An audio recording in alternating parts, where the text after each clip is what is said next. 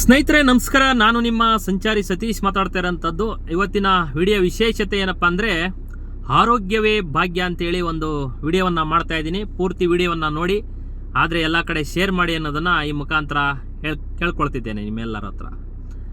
ಏನಪ್ಪ ಆರೋಗ್ಯವೇ ಭಾಗ್ಯ ಅಂತೇಳಿ ವಿಡಿಯೋವನ್ನು ಮಾಡ್ತಾ ಇದ್ದೀನಿ ಅಂತ ಯೋಚನೆ ಮಾಡ್ತಾ ಇದ್ದೀರಾ?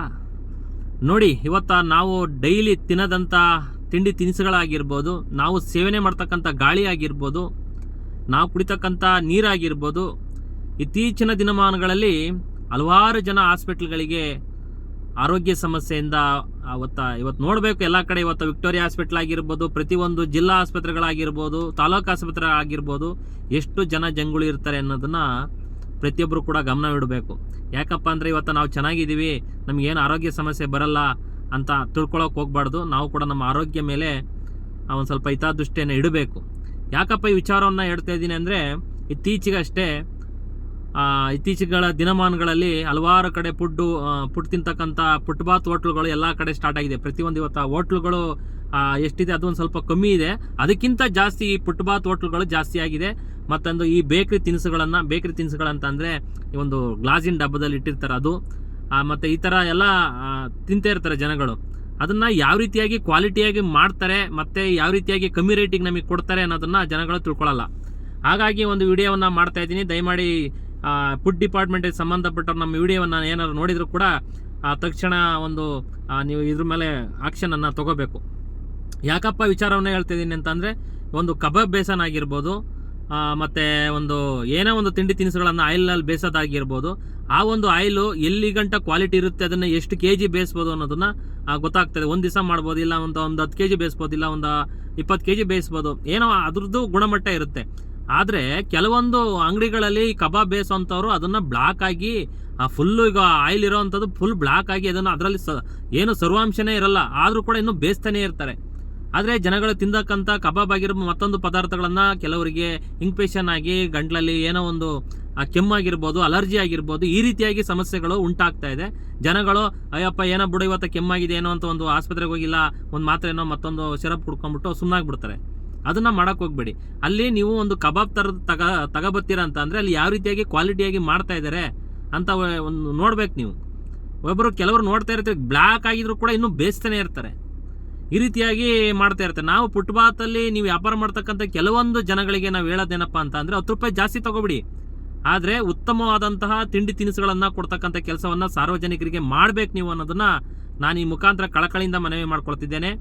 ಹಾಗೆ ಈ ಬೇಕ್ರಿಗಳಲ್ಲಿ ನೋಡಿರ್ಬೋದು, ನೀವು ಟೀ ಕುಡಿಯೋಕೆ ಹೋಗಿರ್ತೀರಾ, ಆ ಟೀ ಕುಡಿಯೋಂಥ ಸಂದರ್ಭದಲ್ಲಿ ಮೈಸೂರು ಪಾಕು 5 ರೂಪಾಯಿ, ಮತ್ತು ಬಾದುಷಾ 5 ರೂಪಾಯಿ, ಇದ್ರ ಒಂಥರ ಬಿಸ್ಕೆಟ್ಸು ಮತ್ತೊಂದು ಎಲ್ಲ ಥರ ಮಾಡಿರ್ತಾರೆ.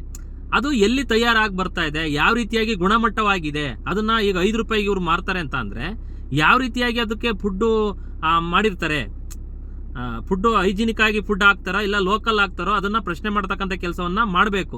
ಆದರೆ ಈ ಫುಡ್ ಡಿಪಾರ್ಟ್ಮೆಂಟ್ ಅವ್ರ ಮೇಲೆ ಹಿತದೃಷ್ಟಿ ಅವ್ರ ಮೇಲೆ ಏನಾರು ಆಕ್ಷನ್ ತಗೊಳ್ತಕ್ಕಂಥ ಕೆಲಸವನ್ನು ಮಾಡ್ತಾ ಇದ್ದಾರೆ, ಇಲ್ಲ ಚೆಕ್ ಮಾಡ್ತಾ ಇದ್ದಾರೆ ಅನ್ನೋದನ್ನು ನಮಗಂತೂ ಕೂಡ ಗೊತ್ತಿಲ್ಲ.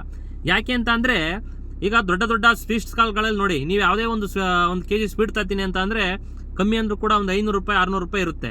ಇಲ್ಲಿ ಬೇಕ್ರಿಗಳಲ್ಲಿ ಬಂದಾಗ ಒಂದು ಮೈಸೂರು ಪಾಕ ತಂದ್ರೆ 5 ರೂಪಾಯಿ ಅಂತ ಅಂದರೆ, ಈ ಲೋಕಲಿಗೂ ಅಲ್ಲಿ ಆ ಒಂದು ದೊಡ್ಡ ದೊಡ್ಡ ಸ್ವೀಟ್ ಸ್ಟಾಲಿಗೂ ಇರುವಂಥ ವ್ಯತ್ಯಾಸವನ್ನು ನೋಡಿ. ಅವನು ಕೊಡ್ಬೋದಲ್ಲ 5 ರೂಪಾಯಿಗೆ, ಯಾಕೆ ಕೊಡಲ್ಲ ಅವ್ನು ಕೇಳಿದ್ರೆ ಹೇಳ್ತಾನೆ, ನಾನು ಇಂಥ ನಂದಿನಿ ತುಪ್ಪನೇ ಹಾಕಿದ್ದೀನಿ, ಈ ರೀತಿಯಾಗಿ ನಾವು ಹೈ ಕ್ವಾಲಿಟಿಯಾಗಿ ಸ್ವೀಟನ್ನು ತಯಾರು ಮಾಡಿದ್ದೀನಿ, ನಾನು 5 ರೂಪಾಯಿ ಕೊಟ್ಟರೆ ನನಗೆ ಲಾಸ್ ಆಗ್ತದೆ, ನನ್ನ ರೇಟ್ ಬಂದು 500 ರೂಪಾಯಿ 600 ರೂಪಾಯಿ kg ಬರುತ್ತೆ ಅನ್ನೋದನ್ನು ಅವನು ಹೇಳ್ತಾನೆ. ನೀವು ಇವನು ಅವಾಗಿ ಪ್ರಶ್ನೆ ಮಾಡಬೇಕು, ನೋಡಪ್ಪ ನೀನು 5 ರೂಪಾಯಿ ಕೊಡ್ತೇವೆ, ಯಾವ ರೀತಿಯಾಗಿ ಆಗ್ತಾ ಇದೆಯಾ, ಎಲ್ಲಿಂದ ಬರ್ತಾ ಇದೆ, ನಿನಗೆ ಯಾವ ರೀತಿಯಾಗಿ ಗುಣಮಟ್ಟದ ಒಂದು ಐಟಮ್ ಆಗ್ತಾ ಇದೆಯಾ ಅನ್ನೋದನ್ನು ಯಾರು ಕೂಡ ಪ್ರಶ್ನೆ ಮಾಡ್ತಾ ಇಲ್ಲ. ನಮ್ಮ ಗ್ರಾಹಕರು ಸುಮ್ಮನೆ ಹಲವಾರು ಜನ ಹೋಗ್ಬಿಟ್ಟು ಇಲ್ಲಪ್ಪ ಒಂದು ಮೈಸೂರು ಪಾಕ್ ಕೊಡಿ, ಒಂದು ಬಾದುಷಾ ಕೊಡಿ ಅಂತ ಟೀ ಜೊತೆಗೆ ಮತ್ತು ಚಕ್ಲಿ ಆಗಿರ್ಬೋದನ್ನ ತಿಂತಕ್ಕಂಥ ಕೆಲಸವನ್ನು ನಿಮ್ಗಳು ಎಲ್ಲ ಮಾಡ್ತೀವಿ. ಇದನ್ನು ಪ್ರಶ್ನೆ ಮಾಡ್ತಕ್ಕಂಥ ಕೆಲಸವನ್ನು ಯಾರು ಕೂಡ ಮಾಡಲ್ಲ. ಫುಡ್ ಡಿಪಾರ್ಟ್ಮೆಂಟ್ ಅವರು ಇತ್ತೀಚಿನ ದಿನಮಾನಗಳಲ್ಲಿ ಅವರು ಎಲ್ಲೂ ಕೂಡ ಕಾಣಿಸ್ತಾ ಇಲ್ಲ. ದಯಮಾಡಿ ಇಂಥವ್ರ ಮೇಲೆ ನಿಗಾ ಇಟ್ಟು ಸಾರ್ವಜನಿಕರಿಗೆ ಒಳ್ಳೆ ತಿಂಡಿ ತಿನಿಸುಗಳನ್ನು ಕೊಡುವಂಥ ಒಂದು ಎಚ್ಚರಿಕೆ ಸಂದೇಶವನ್ನು ಅವರಿಗೆ ಮುಟ್ಟಿಸಿದ್ರೆ ಪ್ರತಿಯೊಂದು ಜಿಲ್ಲೆ ಆಗಿರ್ಬೋದು, ತಾಲೂಕು ಆಗಿರ್ಬೋದು, ಸಪ್ಲೈ ಮಾಡೋದು ಹೈಜಿನಿಕ್ ಆಗಿ ಫುಡ್ಡನ್ನು ಸಪ್ಲೈ ಮಾಡ್ತಕ್ಕಂಥ ಕೆಲಸವನ್ನು ಮಾಡ್ತಾರೆ. ನೀವು ಆಕ್ಷನ್ ಏನಾದ್ರು ತಗೊಳ್ದೆ ಹೋದರೆ ಮುಂದಿನ ದಿನಗಳಲ್ಲಿ ಇದೇ ರೀತಿಯಾಗಿ ಕಂಟಿನ್ಯೂ ಮಾಡ್ಕೊಂಡು ಹೋಗ್ತಾರೆ. ಹಾಗಾಗಿ ಜನರ ಇವತ್ತು ಆರೋಗ್ಯ ಸಮಸ್ಯೆ ಎಲ್ಲಿಂದ ಬರ್ತಾ ಇದೆ ಅಂತ ಅಂದರೆ ಕೆಲವೊಂದು ಇಂಥ ತಿಂಡಿ ತಿನಿಸುಗಳಿಂದ ಬರ್ತಾ ಇದೆ. ದಯಮಾಡಿ ಗ್ರಾಹಕರು ನಿಮ್ಮ ನೋಡಿ ಎಲ್ಲಿ ಚೆನ್ನಾಗಿ ಮಾಡ್ತಾರೆ, ಎಲ್ಲಿ ಹೈಜಿನಿಕ್ ಆಗಿ ಫುಡ್ ಮಾಡ್ತಾರೆ, ಇಲ್ಲ 10 ರೂಪಾಯಿ ಜಾಸ್ತಿ ಆಗಿಬಿಡಲಿ ಅಂಥದ್ದು ಜಾಗಕ್ಕೆ ಹೋಗಿ ತಿಂತಕ್ಕಂಥ ಕೆಲಸವನ್ನು ಮಾಡಿ. ಈ ವಿಡಿಯೋ ಮುಖಾಂತರ ನಾನು ನೋಡಿ ಯಾರಿಗೂ ಎಗನೆಸ್ಟ್ ಆಗಿ ಮಾತಾಡ್ತಾ ಇಲ್ಲ ಪಾಪ. ಬೀದಿ ಬರಿ ವ್ಯಾಪಾರಿಗಳು, ಫುಟ್ಪಾತಲ್ಲಿ ಆಗಿರ್ತಕ್ಕಂಥವ್ರು ಎಲ್ಲರೂ ಕೂಡ ಜೀವನ ಮಾಡೋಕ್ಕೋಸ್ಕರ ಮಾಡಿರ್ತೀರಿ. ಆಯ್ತು ಅಂತ ನಾವು ಒಂದು ಏನು ಹೇಳ್ತಾ ಇರೋದಪ್ಪ ಅಂದರೆ ನಿಮಗೆಲ್ಲ ಒಂದು ಕಮ್ಮಿ ದುಡ್ಡಲ್ಲಿ ಸಿಗುತ್ತೆ, ನಮ್ದೆಲ್ಲ ಒಂದು ಕಡೆ ಉಳಿಯುತ್ತೆ ಅನ್ನೋದನ್ನ ಆ ಥರ ಇಂಟೆನ್ಷನಲ್ಲಿ ಮಾಡ್ತಾ ಇರ್ತೀರಾ. ದಯಮಾಡಿ ಆ ರೀತಿಯಾಗಿ ಮಾಡೋಕ್ಕೆ ಹೋಗ್ಬಿಡಿ. 10 ರೂಪಾಯಿ ಜಾಸ್ತಿ ತೊಗೊಂಬಿಡಿ. ನೋಡಪ್ಪ ನಾವು ಈ ಥರ ಫುಡ್ ಇದ್ರ ರೀತಿ ಅಚ್ಚುಕಟ್ಟಾಗಿ ಕ್ಲೀನಾಗಿ ಕೊಡ್ತಾ ಇದ್ದೀವಿ, 10 ರೂಪಾಯಿ ಜಾಸ್ತಿನೇ ನಮ್ಮ ಹತ್ರ ಅಂತ ಹೇಳ್ಬಿಟ್ಟು ಕೊಡಿ. ಅದೊಂಥರ ಸಂತೋಷ. ನೀವು ಕಮ್ಮಿ ರೇಟಿಗೆ ಕೊಟ್ಟು ಅದನ್ನು ನೀವು ಹೈಜಿನಿಕ್ ಕಮ್ಮಿ ರೇಟಿಗೆ ಐಟಮ್ಗಳನ್ನು ಹಾಕಿ ನೀವು ಕಮ್ಮಿ ಗ್ರಾಹಕರಿಗೆ ಕೊಡ್ತಕ್ಕಂಥ ಕೆಲಸವನ್ನು ಮಾಡೋಕ್ಕೆ ಹೋಗ್ಬಿಡಿ. ನಿಮ್ಮ ಆರೋಗ್ಯ ಯಾವ ರೀತಿಯಾಗಿ ನೀವು ಇದು ಮಾಡ್ಕೋತೀರಾ, ಪ್ರತಿಯೊಬ್ಬರ ಗ್ರಾಹಕರ ಆರೋಗ್ಯವನ್ನು ಹಿತದೃಷ್ಟಿಯಲ್ಲಿ ಇಟ್ಕೊಂಡು ಈ ರೀತಿಯಾಗಿ ಒಂದು ತಿಂಡಿ ತಿನಿಸುಗಳ ಮಾಡಬೇಕಾದ್ರೆ ಗಮನವಿಟ್ಟು ಮಾಡಿ ಅನ್ನೋದನ್ನು ನಾನು ಈ ಮುಖಾಂತರ ಕೈ ಮುಗಿದು ಮನವಿ ಮಾಡ್ಕೊಳ್ತಾ ಇದ್ದೇನೆ. ಮತ್ತು ಫುಡ್ ಡಿಪಾರ್ಟ್ಮೆಂಟ್ ಅವರು ದಯಮಾಡಿ ಇಂಥವ್ರ ಮೇಲೆ ನಿಗಾ ಇಡಬೇಕು.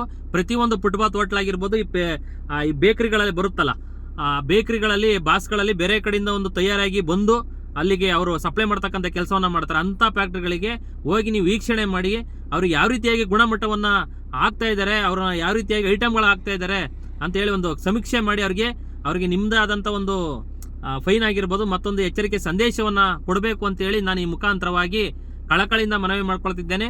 ಗ್ರಾಹಕರು ಈ ಬೇಕರಿ ಡಬ್ಬಗಳಲ್ಲಿ ಮೈಸೂರು ಪಾಕು ಮತ್ತೊಂದು ತಿನ್ಬೇಕಾದ್ರೆ ಒಂದು ಸ್ವಲ್ಪ ಯೋಚನೆ ಮಾಡಿ ತಿನ್ನಿ ಅನ್ನೋದನ್ನು ನಾನು ಈ ಮುಖಾಂತರ ನಿಮ್ಮೆಲ್ಲರ ಹತ್ರ ಕಳಕಳಿಯಿಂದ ಮನವಿ ಮಾಡ್ಕೊಳ್ತೇನೆ. ಜೈ ಹಿಂದ್, ಜೈ ಕರ್ನಾಟಕ ಮಾತೆ.